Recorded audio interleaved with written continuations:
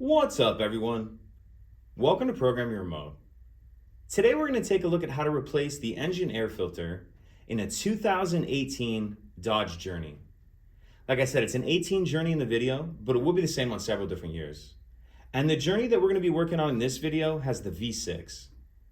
So the engine air filter is located underneath the hood on the driver's side.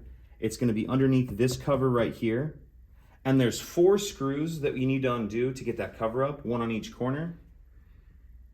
See it here, here, here, and back there. And it'll actually take a flathead or a Phillips head screw. And just so you know, these don't come all the way out. When you get them loose, you just need to get them to the point where they can kind of move up and down like that.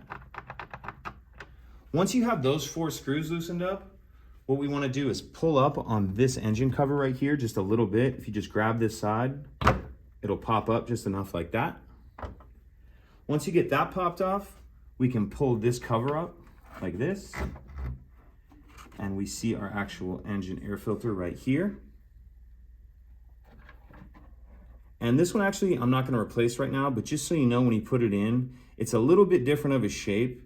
You can see it's flat here, and then it has these ruffles here. You want these ruffles to be facing you.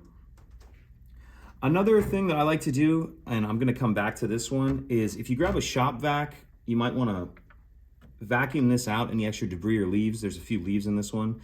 And then maybe even wipe it down just to get it as clean as possible.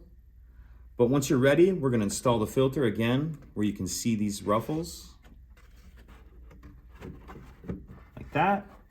And then you'll just need to line up and get that cover seated on there where it needs to be.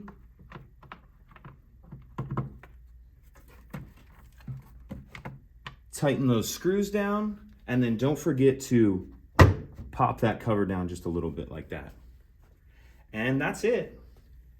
If you have any questions, please let me know.